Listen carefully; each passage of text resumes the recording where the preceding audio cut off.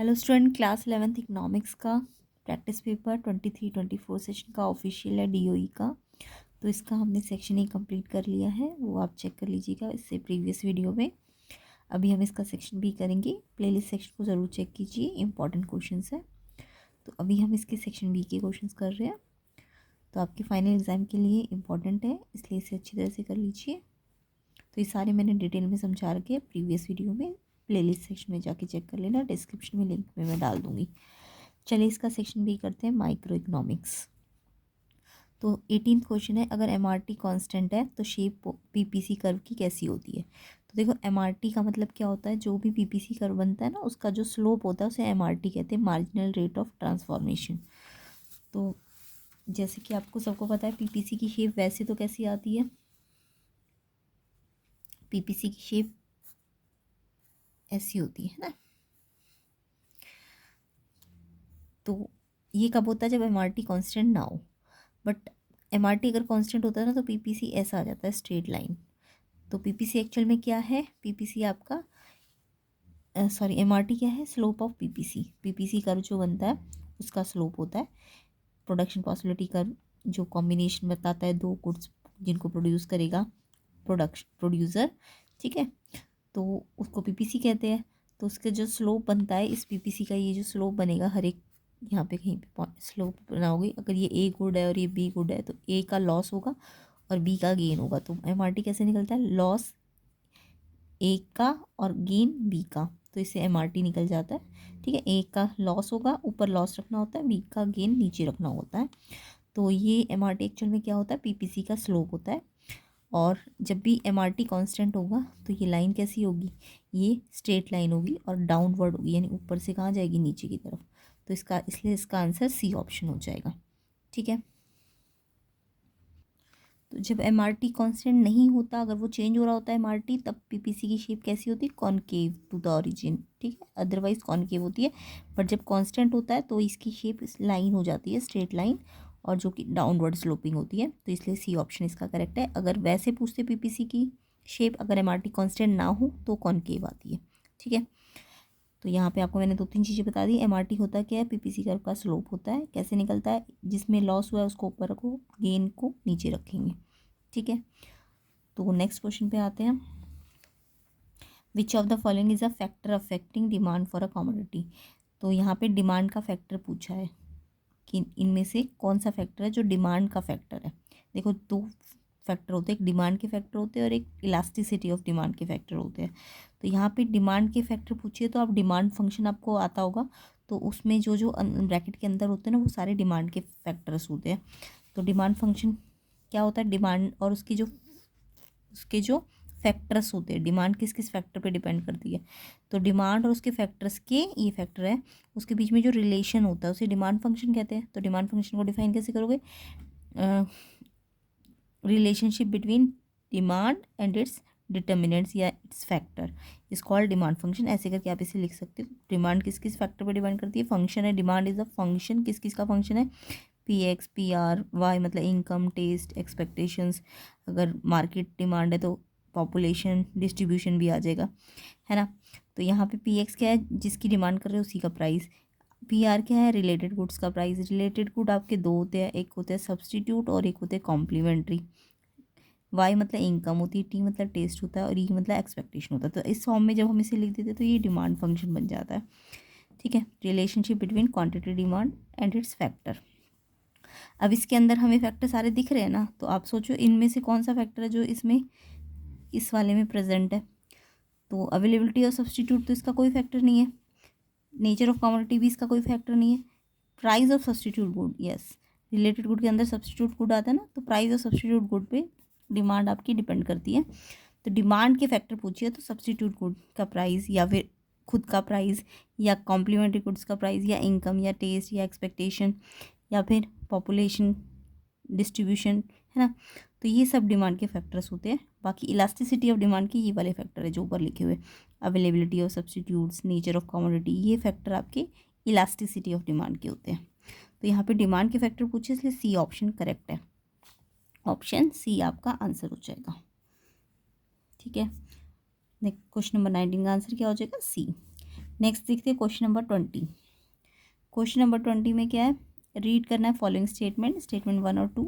तो स्टेटमेंट 1 है marginal product is always rising, क्या मार्जिनल प्रोडक्ट हमेशा राइज करता है। और सेकंड स्टेटमेंट है average product is the rate of change of total product, average product rate of change of total product, यानी कि टोटल प्रोडक्ट का रेट चेंज होता है। तो देखो फर्स्ट स्टेटमेंट तो गलत है, क्यों, क्योंकि एमपी मार्जिनल प्रोडक्ट जो होता है, आपने जो लॉ ऑफ वेरिएबल प्रोपोर्शन पढ़ा होगा, तो उसमें 3 स्टेजेस आती है ना। एक तो टीपी राइज की आती है कि वो इंक्रीजिंग रेट से राइज करता है, फिर टीपी राइज तो करता है बट डिमिनिशिंग रेट से। तो टीपी एक बार राइज करता है इंक्रीजिंग रेट से, इंक्रीजिंग रिटर्न कहते हैं इसको, है ना। एक बार डिक्रीजिंग रेट से या डिमिनिशिंग रेट से राइज करता है, और एक बार टीपी क्या करता है, मैक्सिमम पे जाके फिर क्या हो जाता है, डिक्रीज करने लगता है। तो 3 स्टेजेस आती है। तो जब टीपी राइज करता है इंक्रीजिंग रेट से तब एमपी पॉजिटिव होता है, बट जब टीपी डिमिनिशिंग रेट से राइज करता है तो फिर एमपी क्या होने लगता है, कम होने लगता है ना। और फिर जब टीपी मैक्सिमम पे जाता है तो एमपी जीरो हो जाता है, और टीपी जब डिक्रीज करने लगता है तो एमपी कैसा हो जाता है, नेगेटिव। यानी एमपी प्लस भी हो रहा है, जीरो भी हो रहा है, माइनस भी हो रहा है, तो सिर्फ राइज थोड़ी ना कर रहा है, वो तो केस पे डिपेंड करेगा ना कि टीपी कैसे चेंज हो रहा है, तो एमपी भी उस अकॉर्डिंग चेंज हो रहा है। तो यहाँ पे लॉ ऑफ वेरिएबल प्रोपोर्शन के जो 3 स्टेजेस होते हैं वो आपको आनी चाहिए, इंपॉर्टेंट है लॉ ऑफ वेरिएबल प्रोपोर्शन, उसको अच्छी तरह से याद कर लीजिएगा। तो यहाँ पे एमपी सिर्फ राइज नहीं करता, घटता भी है और बढ़ता भी है। कब बढ़ता है, जब टीपी राइज करता है इंक्रीजिंग रेट से, घटता कब है, जब टीपी राइज करता है डिमिनिशिंग रेट से, और लास्ट में टीपी डिक्रीज करता है तो ये नेगेटिव पे चला जाता है। तो एमपी पॉजिटिव भी हो सकता है, जीरो भी हो सकता है, नेगेटिव भी हो सकता है। तो इसलिए फर्स्ट स्टेटमेंट तो इनकरेक्ट हो जाएगी, क्योंकि इन्होंने बोला कि एमपी सिर्फ राइज ही करता है, तो ये गलत है। एमपी डिक्लाइन भी करता है ना, जब टीपी आपका डिक्लाइन करता है, डिक्रीजिंग, मतलब जब टीपी 2 केसेस में, जब टीपी राइज करता है डिमिनिशिंग रेट से और टीपी डिक्रीज होने लगता है, डिक्रीज होने में तो एमपी नेगेटिव ही हो जाता है, बट टीपी जब राइज करता है डिमिनिशिंग रेट से तो एमपी उस टाइम पे राइज नहीं करता है, डिक्लाइन करता है, ठीक है। तो फर्स्ट स्टेटमेंट गलत है, बट सेकंड वाली आपको बोलिए average product rate change of total product है, तो एवरेज प्रोडक्ट का फॉर्मूला आपको आता होगा, टीपी को क्यू से डिवाइड करते हैं, तो यस टीपी का रेट ऑफ चेंज ही तो एपी होता है ना, यानी टीपी को नंबर ऑफ यूनिट से हम डिवाइड करेंगे तो एपी निकल जाएगा। समझ आ गया, तो इससे हम निकाल सकते हैं, एपी को टीपी से डिवाइड करके निकालते हैं, जबकि टीपी को कैसे निकाल सकते हैं, एपी की हेल्प से। एपी को जब मैं नंबर ऑफ यूनिट जितनी है उससे इनटू कर दूंगी तो टीपी आ जाएगा। यानी किसी भी चीज़ का टी निकालना है तो उसको ए, उसके ए को क्यू से मल्टीप्लाई करो, और ए निकालना है तो उसके ही टीपी, उसके ही, जैसे एपी है तो टीपी को क्यू से डिवाइड करो, ए आर है तो टी आर को क्यू से डिवाइड करो। तो ये रूल आपको आना चाहिए। तो यस एपी टीपी का क्या होता है, रेट चेंज होता है। तो सेकंड वाला करेक्ट है बट फर्स्ट वाला रॉन्ग है, तो इसलिए ऑप्शन डी इसमें ठीक है। स्टेटमेंट 1 फॉल्स है, सेकंड ट्रू है, तो डी ऑप्शन आपका करेक्ट हो जाएगा। तो आई होप ये भी समझ आ गया होगा आपको। नेक्स्ट क्वेश्चन पे आते हैं 21। तो यहाँ पे ये एक्स्ट्रा आप याद करके जाना, relationship between TP and MP क्या होती है। तो इसके अंदर आपको वैसे तो 3 ही पॉइंट होते हैं बट 4 याद कर लेना। जब फर्स्ट स्टेज में क्या होता है, टीपी इंक्रीज तो करता है बट कैसी रेट से, इंक्रीजिंग रेट से, यानी बहुत ज़्यादा बढ़ने लगता है, तो इंक्रीज करता है इंक्रीजिंग रेट से, तो एमपी उस टाइम पे राइज करता है। फिर टीपी क्या करता है सेकंड स्टेज में, इंक्रीज तो करता है बट डिमिनिशिंग रेट से, उतना तेज़ी से नहीं बढ़ता, तो ये इसमें एमपी फॉल करने लगता है। और नेक्स्ट स्टेज में टीपी मैक्सिमम पे चला जाता है तो एमपी उस टाइम पे जीरो पे आ जाता है, और फिर लास्ट में टीपी डिक्रीज करता है तो एमपी उस टाइम पे नेगेटिव आ जाता है, ठीक है। तो ये 4 पॉइंट आपको याद रखने हैं जब भी आपको टीपी और एमपी में रिलेशनशिप आए। उस ये रिलेशनशिप आपको जब लॉ ऑफ वेरिएबल प्रोपोर्शन अगर 5 मार्क्स का है तो भी लिखनी है, टेबल भी बनाना है, ग्राफ भी बनाना है, और ये रिलेशनशिप भी लिखनी है, ठीक है। तो इंपॉर्टेंट है, इसे आप याद करना। नेक्स्ट इसका ग्राफ भी आपको आना चाहिए, वो अच्छी तरह से कर लेना। तो टीपी यानी कि सिर्फ राइज नहीं करता है, वो फॉल भी करता है, जीरो भी हो जाता है, नेगेटिव भी हो जाता है, तो यहाँ पे इसलिए स्टेटमेंट ये वाली गलत थी, ठीक है। चलिए 21 क्वेश्चन पे आते हैं।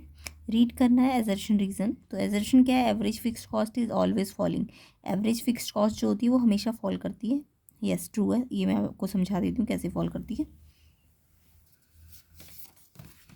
तो देखो एवरेज फिक्स कॉस्ट, अभी मैंने थोड़ी देर पहले आपको बताया, एवरेज किसी चीज़ का भी निकालना है तो उसी चीज़ का टीएफसी, एएफसी है तो टीएफसी ऊपर रखो और क्यू से डिवाइड कर दो, है ना। और आपको पता है टीएफसी क्या होता है, हमेशा कांस्टेंट होता है। अगर मैं टीएफसी के ग्राफ को देखूँ ना तो टीएफसी देखो ऐसे होता है, मतलब जितना होगा ना 10 है तो 10 पे ही चलता रहेगा, फिक्स्ड कॉस्ट होती है ये। तो फिक्स टीएफसी एक्चुअल में क्या है, एक्सपेंडिचर होता है ये। कॉस्ट क्या होती है, एक्सपेंडिचर होती है किस पे, फिक्स फैक्टर पे। तो एक्सपेंडिचर किया जाता है फिक्स फैक्टर पे, उसको टीएफसी कहते हैं। तो दो फैक्टर होते हैं, एक फिक्स फैक्टर होता है, एक वेरिएबल फैक्टर होता है। तो जो खर्चा फिक्स फैक्टर पे किया जाता है, फिक्स फैक्टर ऑफ प्रोडक्शन पे, उसको टीएफसी कहते हैं। तो ये ना कांस्टेंट होता है टीएफसी, ये चेंज नहीं होता। तो टीएफसी अगर कांस्टेंट है, अब टीएफसी कांस्टेंट है बट नंबर ऑफ यूनिट तो धीरे धीरे बढ़ रही होगी ना। तो अगर ऊपर कोई चीज़ 10 है और फिर मैं उसको अगर 1 यूनिट से डिवाइड करूँगी तो 10 आएगा। बट अगर मैं उसको 10 तो सेम ही रहेगा, बट उसको 2 से डिवाइड करोगे तो 5 हो जाएगा, यानी कम हो जाएगा ना। जो पूरा एएफसी है, अगर नीचे जब बढ़ता जाएगा वैल्यू, तो ओवरऑल जो वैल्यू है वो क्या होती जाएगी, कम होती जाएगी। तो टीएफसी क्योंकि कांस्टेंट है बट क्यू तो बढ़ रहा है, क्यू बढ़ने से जो पूरा एएफसी है, ये पूरा एएफसी नीचे वाला डिनोमिनेटर जब भी बढ़ता है तो पूरी जो टर्म होती है वो घटने लगती है। तो यानी ये हमेशा क्या करेगी, फॉल करेगी, क्योंकि क्यू तो हमेशा बढ़ रहा है बट टीएफसी तो हमेशा कांस्टेंट रहेगा। तो इसलिए जो एएफसी का ग्राफ बनता है वो आपका हमेशा ऐसे डिक्लाइनिंग बनता है। ये एएफसी ग्राफ हमेशा नीचे जाएगा बट कभी भी जीरो नहीं होगा, ये याद रखना। कई बार क्वेश्चन पूछते हैं क्या एएफसी कभी जीरो होगा, तो कभी जीरो नहीं होगा। क्यों नहीं होगा, क्योंकि टीएफसी कभी जीरो हो ही नहीं सकता। फिक्स कॉस्ट तो कभी भी जीरो नहीं होगी ना कुछ तो फिक्स कॉस्ट होगी ही होगी। तो एएफसी कभी जीरो क्यों नहीं होता, क्योंकि टीएफसी कभी जीरो नहीं होता। हाँ, बस ये है कि ये ऑलवेज फॉल करता है। तो ये इंपॉर्टेंट पॉइंट्स है इसके अंदर। तो आपको ये ग्राफ भी बनाने आने चाहिए। ये मैंने एएफसी का ग्राफ बनाया। तो यहाँ पे एजर्शन तो ठीक है, average fixed cost always fall, तो रीज़न ठीक है। तो मैंने आपको रीज़न भी समझा दिया, क्योंकि टीएफसी कांस्टेंट होता है इसलिए एएफसी हमेशा घटेगा, क्योंकि क्यू तो बढ़ रहा है तो एएफसी घटेगा हमेशा। अब रीज़न इन्होंने बोला है कि टोटल फिक्स्ड कॉस्ट कांस्टेंट होती है ऑल लेवल ऑफ आउटपुट की। तो ये तो मैंने अभी आपको समझाया, टीएफसी कांस्टेंट है, इसी कारण से तो एएफसी गिर रहा है हमेशा। तो रीज़न भी ठीक है, एक्चुअल में रीज़न एक्सप्लेन कर रहा है कि एएफसी क्यों गिर रहा है। तो रीज़न ठीक भी है, दोनों ठीक है, एजर्शन रीज़न, तो इसलिए एक्सप्लेनेशन भी ठीक है, इसलिए ए ऑप्शन है। जब दोनों ठीक हो ना, एजर्शन भी रीज़न भी, और साथ ही साथ ये रीज़न इसको एक्सप्लेन भी कर रहा है क्यों गिर रहा है ये, क्योंकि टीएफसी कांस्टेंट है। तो इसके क्यों का आंसर है, एजर्शन के क्यों का आंसर रीज़न में दे रखा है। तो इसलिए इसका आंसर ए ऑप्शन होगा, दोनों ठीक भी है और एक्सप्लेनेशन भी ठीक है। ठीक है, तो ऑप्शन ए इसका आंसर हो जाएगा। नेक्स्ट क्वेश्चन देखते हैं। A producer supply 200 unit of a good at 10 per unit, price elasticity of supply 2 है। How many unit will the producer supply if price rises by 10%। तो यहाँ पे आपको जो इलास्टिसिटी ऑफ सप्लाई के न्यूमेरिकल्स होते हैं वो आने चाहिए। इलास्टिसिटी ऑफ सप्लाई और इलास्टिसिटी ऑफ डिमांड के न्यूमेरिकल सेम ही होते हैं, बस माइनस का फ़र्क होता है। ईएस का फॉर्मूला, दो फॉर्मूले होते हैं ईएस के। तो देखिए, ईडी निकालने का, इलास्टिसिटी ऑफ डिमांड निकालने का फॉर्मूला क्या होता है, percentage change in Q, percentage change in quantity demand, percentage change in price. तो ईडी क्या है, ratio of percentage change in demand to the percentage change in price. ठीक है, यानी कि प्राइस के चेंज होने से डिमांड में कितना चेंज आएगा, उसकी जो डिग्री है उसको इलास्टिसिटी ऑफ डिमांड कहते हैं। ठीक है, तो अब इसको अगर मैं परसेंटेज को खोलूँ फॉर्मूले को, तो percentage change in Q, change की परसेंटेज निकालनी है तो चेंज को ऊपर रखना है, ओरिजिनल क्यू नीचे रखना है, इन 200। सेम ऐसी परसेंटेज चेंज इन पी निकालूँ तो चेंज इन पी को ऊपर रखोगे, ओरिजिनल पी जो होगा वो नीचे आ जाएगा, और परसेंट निकालनी है तो इन 200। अब इस 100 से ये 100 क्या हो जाएगा, कैंसिल। तो ये फ्रैक्शन इस फ्रैक्शन से डिवाइड हो रहा है, तो ये नीचे वाला फ्रैक्शन रेसिप्रोकल हो जाएगा, ये वाला तो एज इट इज़ रहेगा, बट ये वाला फ्रैक्शन उल्टा हो जाएगा, तो ये ऊपर आ जाएगा और ये नीचे आ जाएगा। और क्योंकि इलास्टिसिटी डिमांड जो होती है, आपको पता है प्राइस बढ़ता है तो डिमांड क्या होती है, घटती है। तो इन्वर्स रिलेशनशिप होती है, इसी को लॉ ऑफ डिमांड कहते हैं। तो यहाँ पे नेगेटिव साइन देना है आपको। सेम यही फॉर्मूला, अब देखो यहाँ पे चेंज को, अब अगर मेरे को इकट्ठा लिखना है तो मैं इनटू में है ना, तो ये चीज़ को यहाँ ले आओ, इसको यहाँ ले आओ, तो इससे मेरा एक प्रॉपर फॉर्मूला बन जाएगा, change in Q upon change in P. Change में क्यू ऊपर आएगा, पी नीचे, बट पी और क्यू में पी ऊपर आएगा और क्यू नीचे। तो ये फॉर्मूला आपको याद करना है ईडी का। तो दो फॉर्मूले, अगर परसेंटेज दिए तो ये वाला फॉर्मूला लगा देना, अगर नंबर्स नया क्यू पुराना क्यू दिया है तो ये वाला फॉर्मूला लगा देना। ठीक है, और उसके अलावा कई बार क्या होता है, एक की परसेंटेज दी होती है, दूसरे की आपको निकालनी होती है। तो जब परसेंटेज एक की दी और दूसरे की निकालनी हो, तब भी आप परसेंटेज वाला ही फॉर्मूला लगाना। मान लो इसकी परसेंटेज दी होगी तो इसकी परसेंटेज तो पुट कर देना, इसकी परसेंटेज नहीं दी तो आप इसके लिए ये फॉर्मूला खोल देना। तो इसकी परसेंटेज निकालने का ये फॉर्मूला है, इसकी परसेंटेज निकालने का ये फॉर्मूला है ना। तो दोनों सारे फॉर्मूले आपको आने चाहिए। सेम यही फॉर्मूला ईडी की, ईएस इलास्टिसिटी ऑफ सप्लाई में भी लग जाता है, बस यहाँ माइनस साइन नहीं लगता। ठीक है, बिल्कुल ऐसे ही इसके भी न्यूमेरिकल्स होंगे और इसके भी न्यूमेरिकल्स होंगे। तो अब क्वेश्चन पे आते हैं। यहाँ पे इलास्टिसिटी ऑफ सप्लाई आपको निकालनी नहीं है, क्वेश्चन में दे रखी है 2, और आपको ना पूछा है कितनी सप्लाई करेगा प्रोड्यूसर कि उसका प्राइस 10% राइज कर देगा। अब देखो बाय जहाँ भी दिया हो ना, राइज बाय जब दिया होता है तो वो चेंज होता है, और अगर 2 दिया होता है तो वो नया वाला या तो प्राइस होगा या नया वाला क्वांटिटी होगी। जहाँ 2 लगा हो वो न्यू वाला होता है, और जहाँ बाय लगा हो वो चेंज होता है। ठीक है,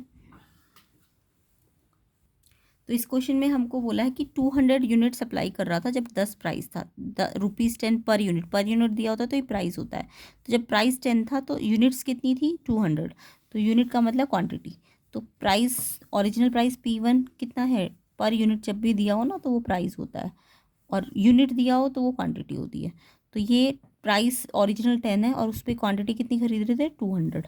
अब हमको और क्या दिया हुआ है क्वेश्चन में, हमको देखो ध्यान से देखो, प्राइस राइजेस बाय लगा है ना, तो मैंने कहा है बाय लगा होता है तो चेंज होता है। बाय जहाँ पे भी लगा हो तो उसका मतलब आपको चेंज दिया है, वो P वाला चेंज भी हो सकता है, Q वाला चेंज भी हो सकता है। बट जब 2 लिखा हो तो या तो P2 होगा या Q2 होगा, वो समझ जाना। यूनिट लिखा है कि पर यूनिट लिखा है, पर यूनिट लिखा है तो वो P2 है, और अगर यूनिट लिखा है तो वो Q2 है। तो 2 जहाँ लगा होता है वो न्यू वाला प्राइस या क्वांटिटी होता है, बाय जहाँ लगा होता है वो चेंज इन प्राइस या चेंज इन क्वांटिटी होती है। ठीक है, अब चेंज इन प्राइस तो आपको निकालना आता ही होगा, P2 माइनस P1 है ना, और चेंज है तो अपॉन में P1 नीचे आ जाएगा। चेंज इन P कैसे खोलोगे, P2 में से P1 माइनस, और किसके रिस्पेक्ट में निकाल रहे हो, P1 की रिस्पेक्ट में, और परसेंट है तो इंटू 100। तो आप इसको ऐसे भी बोल सकते हो, ये दिया हुआ है आपको। बट मैंने अभी आपको बोला जब परसेंटेज दी हो ना किसी एक की, तो हम परसेंटेज वाला ही फॉर्मूला लेते हैं। ठीक है, तो इसकी परसेंटेज दी है तो परसेंटेज वाला फॉर्मूला ले लो, percentage change in Q, percentage change in P। Elasticity of supply है तो माइनस साइन नहीं लगेगा यहाँ पे, क्योंकि सप्लाई में क्या होता है, प्राइस बढ़ता है तो सप्लाई क्वांटिटी सप्लाई भी तो बढ़ती है, डायरेक्ट रिलेशनशिप होता है प्राइस और क्वांटिटी सप्लाई में, इसको लॉ ऑफ सप्लाई कहते हैं। ठीक है, तो इलास्टिसिटी ऑफ सप्लाई का फॉर्मूला समझ आ गया जैसे डिमांड का था, बट माइनस नहीं आएगा यहाँ पे। अब आपको परसेंटेज चेंज इन प्राइस तो दे रखा है ना ऑलरेडी, तो इसकी जगह तो मैंने डायरेक्ट 10 पुट कर दिया, बट ये वाला परसेंटेज नहीं दिया हुआ तो मैंने इसका फॉर्मूला खोल दिया। इसका फॉर्मूला भी थोड़ी देर मैंने बताया था, चेंज को ऊपर रखो, ओरिजिनल Q को नीचे रखो, इंटू 100। चेंज कैसे निकलेगा, Q2 minus Q1। Change in Q को ऊपर रखो, Q को नीचे रखो, इंटू 100। अब चेंज कैसे निकलेगा, बट नए में से पुराने वाला Q माइनस करो, और ओरिजिनल Q नीचे रखो, इंटू 100। तो एक का परसेंटेज जब भी दिया होगा दूसरे का नहीं दिया होगा तो आप इसके परसेंटेज के फॉर्मूले को खोल दो। ठीक है, अब आपको नया वाला Q निकालना है क्वेश्चन में, और पुराने वाला Q तो दे रखा है ना 200, तो यहाँ पे पुराने वाला Q तो दे रखा है दोनों पे, ये वाला निकालना है तो इसको x मान लो। x में से माइनस पुराने वाला कितना है 200, और ये पुराने वाला कितना है 200, और इंटू 100। अब ये वाला जो परसेंटेज है जो चेंज इन प्राइस का है वो कहाँ चला जाएगा, क्रॉस मल्टीप्लाई करके यहाँ पे चला जाएगा। तो ये ES कितना दिया हुआ है आपको, इलास्टिसिटी ऑफ सप्लाई 2 दिया है, और ये क्रॉस मल्टीप्लाई में ये जो परसेंटेज चेंज इन P था ये यहाँ चला गया, तो मल्टीप्लाई हो गया, डिवाइड है तो मल्टीप्लाई हो जाएगा। ठीक है, अब यहाँ ये 0 से ये 0 कट जाएगी, और फिर ये 2 भी डिवाइड हो रहा है, फिर ये भी यहाँ पे चला जाएगा। पहले तो ये जाएगा क्योंकि ये डिवाइड हो रहा था, इसको मैंने इसमें वैल्यू पुट कर दी, ये नहीं मालूम तो इसको x मान लो। ठीक है, मैथमेटिकल कैलकुलेशन से वो आपको आनी चाहिए। उसके बाद क्या करेंगे, अब यहाँ 20 आ गया ना,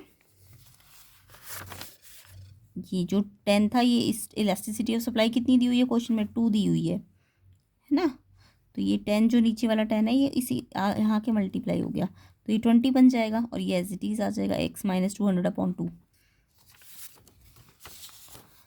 तो ये आ गया। अब ये इस 2 को फिर से ये डिवाइड में आ गया, तो ये भी क्रॉस मल्टीप्लाई कर दो, ये 2 यहाँ चला जाएगा और 1 से ये मल्टीप्लाई हो जाएगा, तो 1 से तो ये एज इट इज़ आ जाएगा, ये 2 यहाँ मल्टीप्लाई हो जाएगा।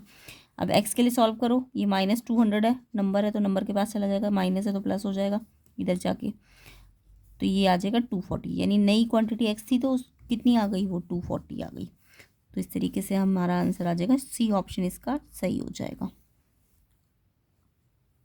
नेक्स्ट क्वेश्चन देखिए, which of the following is not a feature of perfect competition market. तो 4 टाइप की मार्केट होती है, ये सबको पता होगा। परफेक्ट कंपटीशन होती है, एक मोनोपोली होती है, एक मोनोपोलिस्टिक कंपटीशन होता है, एक ओलिगोपोली होती है। ठीक है, तो परफेक्ट कंपटीशन के अंदर आपको पता होना चाहिए क्या क्या फीचर्स होते हैं, सबकी डेफिनेशंस आपको याद करनी है। तो उसमें से परफेक्ट कंपटीशन की डेफिनेशन क्या होती है, एक मार्केट फॉर्म है, लार्ज नंबर ऑफ बायर्स होते हैं, सेलर भी लार्ज नंबर ऑफ बायर भी ज़्यादा होते हैं, सेलर भी ज़्यादा होते हैं, जो कि क्या बेच रहे होते हैं, होमोजीनियस प्रोडक्ट, मतलब सेम टाइप के प्रोडक्ट बेच रहे होते हैं। और जो डिमांड होती है ना प्रोडक्ट की, वो खुद नहीं करते, ना तो बायर डिसाइड करता है ना सेलर, वो मार्केट फोर्सेस डिसाइड करती है। डिमांड और सप्लाई की जो भी मार्केट फोर्सेस होती है उसके अकॉर्डिंग ही प्राइस डिसाइड होते हैं। ठीक है, डिमांड प्राइस जो डिसाइड होते हैं ना, प्राइस डिसाइड होते हैं वो मार्केट डिसाइड करती है। तो इसलिए इसमें कोई ना तो सेलर का कोई रोल ही नहीं है प्राइस डिसाइड करने में। तो इसलिए जो परफेक्ट कंपटीशन होता है वो कैसी फॉर्म, उसमें ना प्राइस टेकर कहते हैं उसको, हम क्या कहते हैं, प्राइस टेकर। जबकि मोनोपोली जो होती है वो प्राइस मेकर होती है। मोनोपोली में कोई क्लोज सब्सटीट्यूट्स नहीं होते, और बायर तो बहुत सारे होते हैं बट सेलर सिंगल ही होता है मोनोपोली में। तो ये तो दोनों आपको अच्छी तरह से याद करना है, परफेक्ट कंपटीशन और मोनोपोली। इसमें बायर और सेलर दोनों बहुत ज़्यादा होते हैं, जबकि मोनोपोली में सेलर सिंगल होता है, बायर ज़्यादा होते हैं। वो होमोजीनियस प्रोडक्ट नहीं बेच रहे होते, वो ऐसे प्रोडक्ट बेच रहे होते हैं जिनके कोई क्लोज सब्सटीट्यूट नहीं होते। ठीक है, तो परफेक्ट कंपटीशन में क्योंकि प्राइस डिसाइड ही नहीं हो रहा, प्राइस फिक्स है, सेम है, तो इसलिए इसका कर्व जो होता है ना, इसका जो परफेक्ट कंपटीशन का कर्व होता है, प्राइस कर्व या डिमांड कर्व, वो प्राइस कांस्टेंट है तो प्राइस की लाइन ऐसे चली जाएगी। तो ये जो इसका ए आर कर्व है या डिमांड कर्व है, demand curve A R curve कोई कहते हैं, ऐसे बन जाएगा। जबकि मोनोपोली के केस में डिमांड कर्व ऐसे बनता है। ठीक है, क्योंकि उसमें प्राइस ना जब कम होगा ना तभी डिमांड ज़्यादा होगी। तो ये इसका ए आर कर्व है, ये मोनोपोली का है, ये इसका है, किसका, परफेक्ट कंपटीशन का। अब आपको इसकी डेफिनेशन से ही पता चल गया होगा कि कौन सी डेफिनेशन है जो परफेक्ट कंपटीशन में आ रही है। नहीं है, इन्होंने पूछा नहीं है, तो लार्ज नंबर ऑफ बायर तो होता है इसमें, लार्ज नंबर ऑफ सेलर भी होता है, नॉर्मल प्रॉफिट भी होता है लॉन्ग रन में, क्योंकि दोनों ही ज़्यादा है बायर सेलर, तो इनकी एग्जिट और एंट्री पे कोई रिस्ट्रिक्शन नहीं होती है। जब ज़्यादा प्रॉफिट होने लगता है तो फर्म एंटर करने लगती है, और जैसे ही प्रॉफिट कम हो जाता है, लॉस होना शुरू हो जाता है, तो जो फर्म्स है वो एग्जिट होना शुरू हो जाती है। तो यानी कि लॉन्ग रन में नॉर्मल प्रॉफिट चलता है, कभी भी एबनॉर्मल प्रॉफिट नहीं बनेगा, एबनॉर्मल लॉस भी नहीं बनेगा, क्योंकि लॉस जैसे ही होगा फर्म एग्जिट करने लग जाएंगी। तो ये ऑप्शन भी नॉर्मल प्रॉफिट का भी परफेक्ट कंपटीशन में होता है। तो कौन सा ऑप्शन नहीं है इसमें से, हेट्रोजीनियस। हेट्रोजीनियस प्रोडक्ट नहीं बेचते, वो होमोजीनियस प्रोडक्ट बेच रहे होते हैं, है ना। तो होमोजीनियस यानी कि ये वाला ऑप्शन आपका नहीं है इसका फीचर। तो आपको नॉट वाला ही तो पूछा था, तो ए ऑप्शन इसका आंसर हो जाएगा। ठीक है, नेक्स्ट क्वेश्चन देखते हैं। When output of A firm increases from 50 to 55 unit, the total revenue increases from 750 to 1100। Marginal revenue of the 55 unit का आपको निकालना है। तो इसको देखिए, मार्जिनल रेवेन्यू एम आर आपको निकालना है। तो एम आर निकलता कैसे है, किसी भी चीज़ का एम कैसे निकलता है, किसी भी चीज़ का, जैसे एम पी है, एम पी का एम पी कैसे निकालते हो आप, टी पी का चेंज ऊपर रखते हो और क्वांटिटी में चेंज नीचे रखते हो, ऐसे तो निकालते हो किसी भी चीज़ का एम।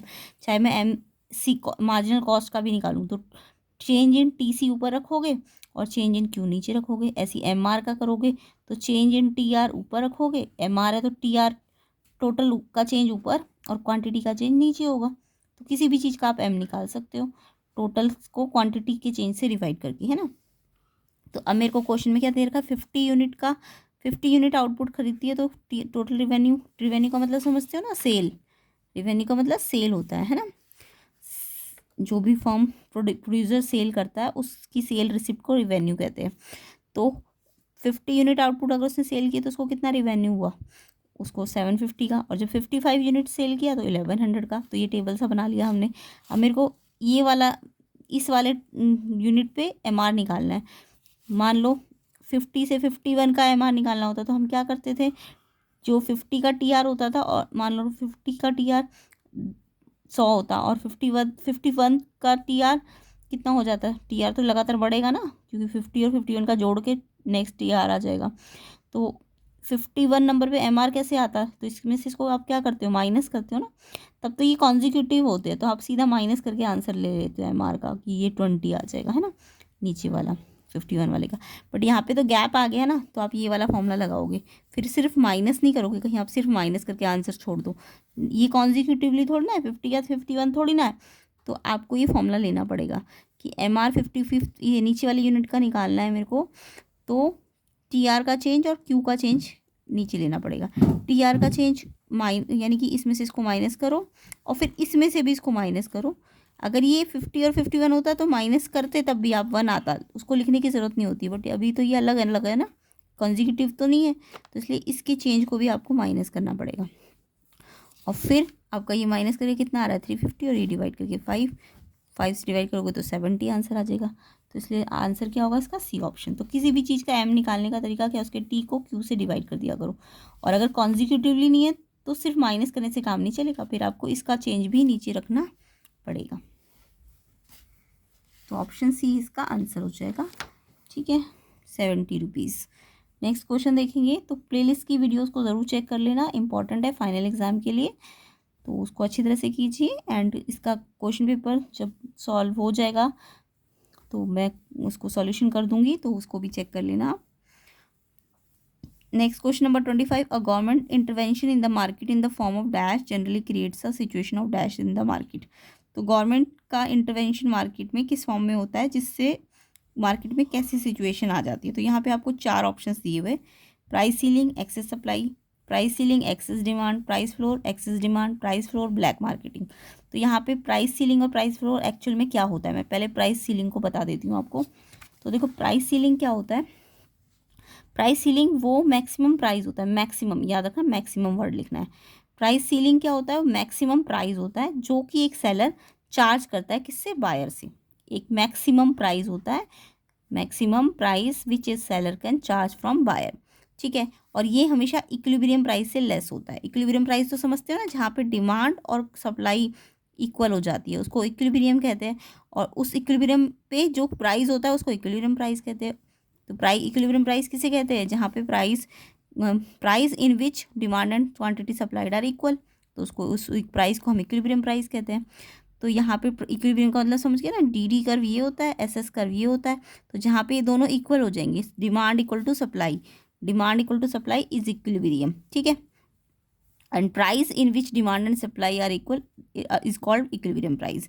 तो जो जब इक्विलिब्रियम प्राइस मान लो ये इक्विलिब्रियम आ गया, ये क्या आ गया आपका, ये डिमांड और सप्लाई जहाँ पे काटेंगे वो इक्विलिब्रियम है। और इक्विलिब्रियम पे जो प्राइस है उसको इक्विलिब्रियम प्राइस कहेंगे, इक्विलिब्रियम पे जो क्वांटिटी है उसको इक्विलिब्रियम क्वांटिटी कहेंगे।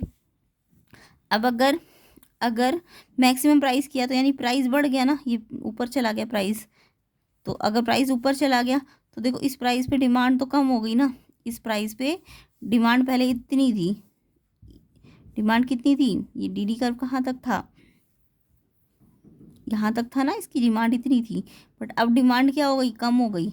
ये डी कर्व यहाँ पे इस प्राइस पे यहाँ पे आ गया ना, तो डिमांड कम हो गई। जबकि इस प्राइस पे सप्लाई को देखो तो सप्लाई बढ़ जाएगी, है ना, बढ़ जाएगी। तो यानी कि जब ऐसा होता है इक्विलिब्रियम प्राइस से प्राइस लेस हो जाता है। अभी तो मैंने बड़े वाला केस बताया कि प्राइस बढ़ा दिया तो सप्लाई ज़्यादा हो गई, एक्सेस सप्लाई हो गई। बट अगर मैं प्राइस को कम कर रही हूँ तो प्राइस कम होने से देखो प्राइस कम हो गया, तो डिमांड तो क्या हुआ, डिमांड तो आपकी क्या हो गई, इस प्राइस पे, नए वाले प्राइस पे डिमांड क्या हो गई, ये डिमांड यहाँ पे चली गई ना, ये बढ़ गई है डिमांड, ये बढ़ गई है। और सप्लाई यहाँ पे आ गई, ये सप्लाई तो कम हो गई।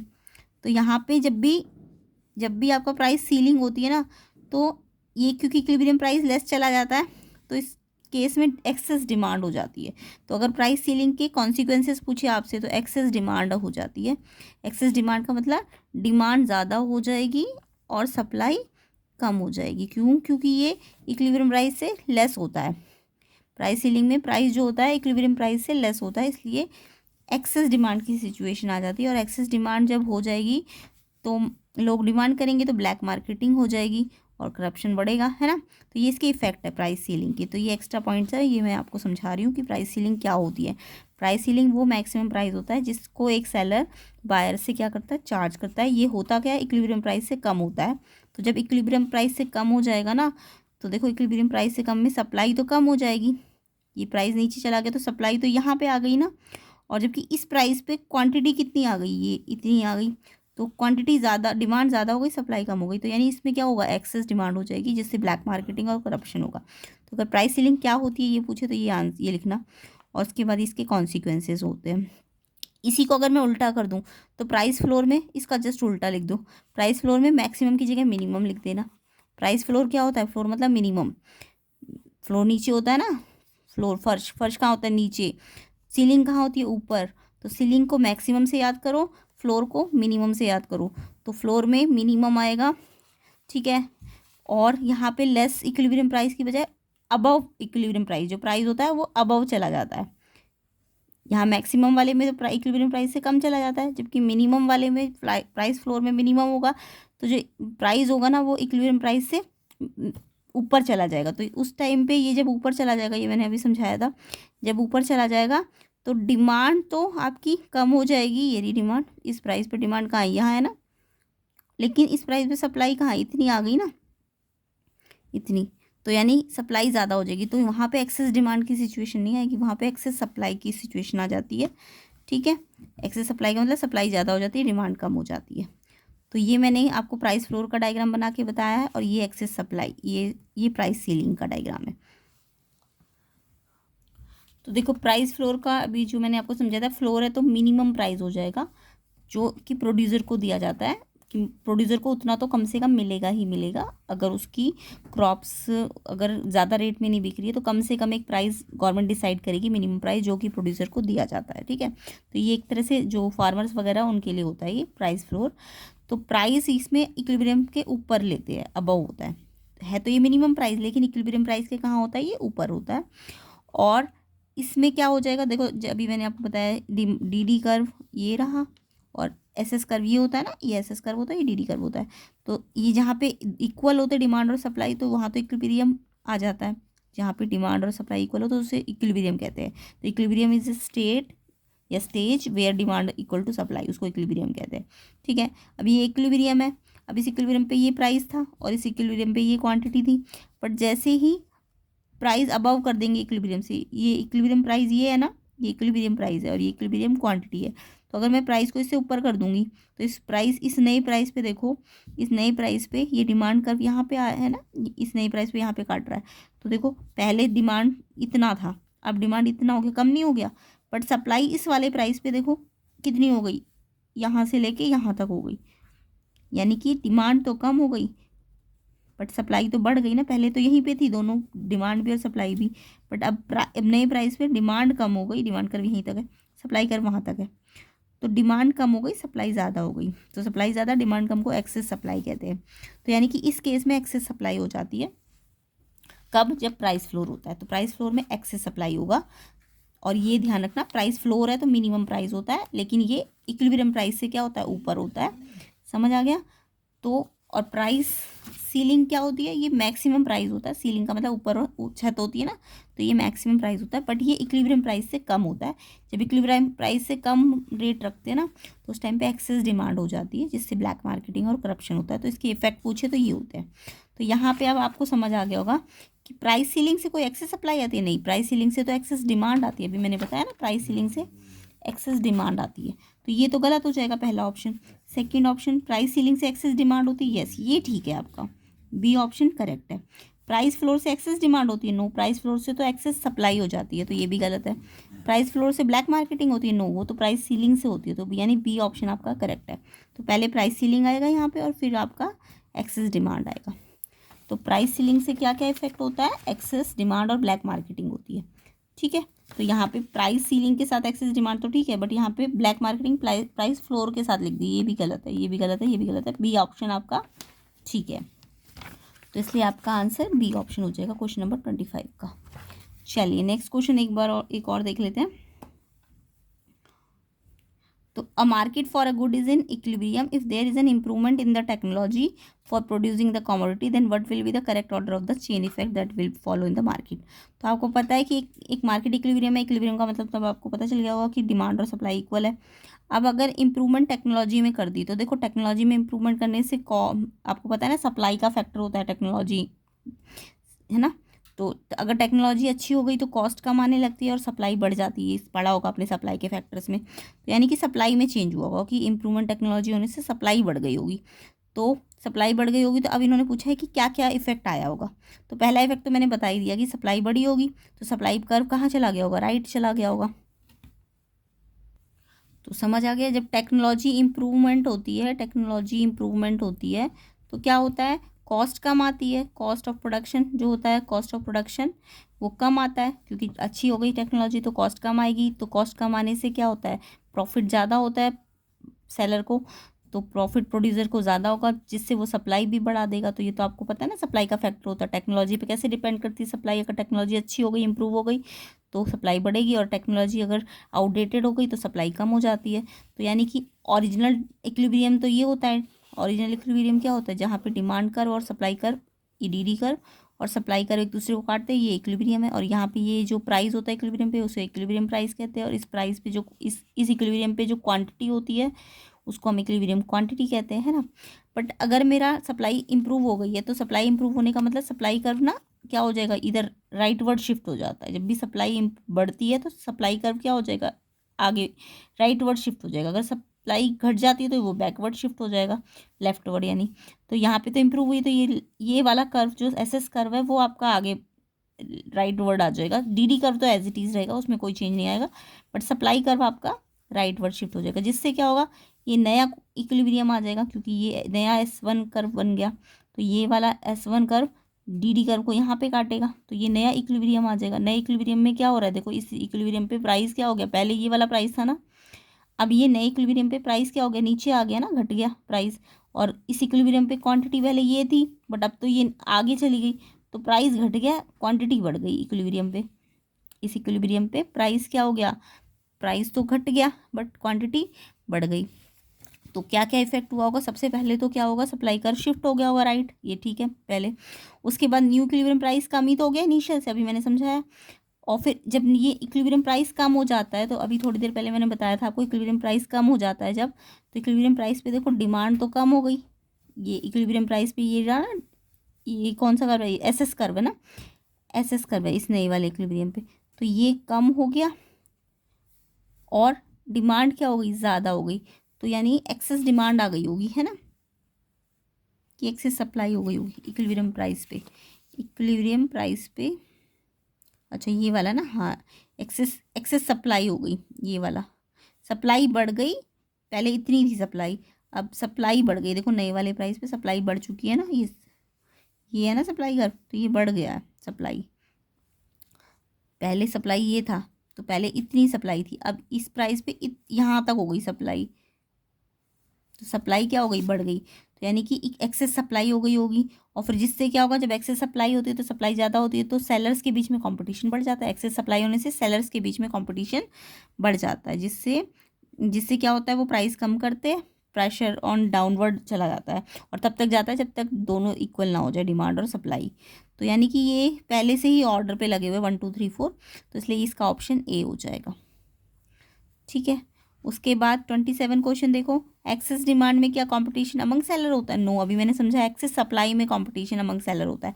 तो इन्होंने कहा कि पेयर बना के दिए हुए, इन्होंने बोला कौन सा पेयर है जो करेक्ट लगा हुआ है, इनकरेक्ट लगा हुआ है। तो एक्सेस डिमांड में थोड़ी ना कंपटीशन अमंग सेलर होता है, तो ये वाला पेयर जो मैचिंग में लगा हुआ है ये गलत है। ये एक्सेस डिमांड में नहीं होता, एक्सेस सप्लाई होता है, यहाँ तो ठीक था। तो एक्सेस डिमांड में थोड़ी ना अमंग सेलर में कंपटीशन होता है, वो तो एक्सेस सप्लाई में होता है। तो ए वाला ऑप्शन हमें पहला ही दिख गया, ये गलत है, तो इसलिए आंसर इसका ए वाला ऑप्शन हो जाएगा, ठीक है। उसके अलावा 28 क्वेश्चन, टोटल कॉस्ट और टोटल वेरिएबल कॉस्ट में डिफरेंस पूछा है। तो टोटल कॉस्ट, तो देखो टोटल कॉस्ट दो चीज़ों से बनती है, एक टोटल फिक्स्ड कॉस्ट से और एक टोटल वेरिएबल कॉस्ट से। तो फिक्स कॉस्ट मैंने बताई थी, एक्सपेंडिचर जो फिक्स फैक्टर पे होता है, एक्सपेंडिचर जो फिक्स फैक्टर्स पे होता है, ठीक है, फिक्स फैक्टर्स पे। और टीवीसी क्या होता है, एक्सपेंडिचर जो वेरिएबल फैक्टर्स पे किया जाता है, एक्सपेंडिचर ऑन वेरिएबल फैक्टर्स। और टीसी क्या होता है, expenditure on fixed and variable factor, दोनों का मिला के जो होता है। तो एक्सपेंडिचर जो होता है फिक्स्ड एंड वेरिएबल पे, उसे टीसी कहते हैं, टोटल एक्सपेंडिचर को, है ना।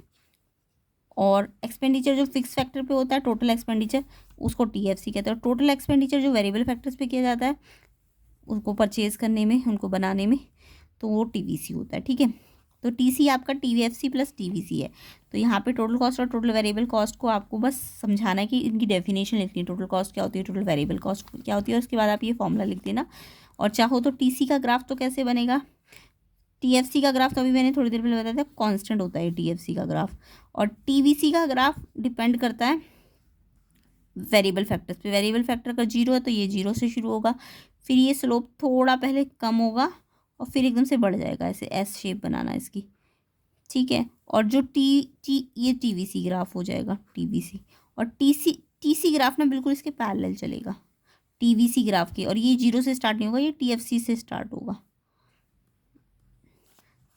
तो TFC आपका कांस्टेंट होता है, TVC नीचे से 0 से शुरू होता है और पहले इसका स्लोप कम होता है ऐसे, और फिर इसका स्लोप एकदम से बढ़ जाता है, और ये TVC है।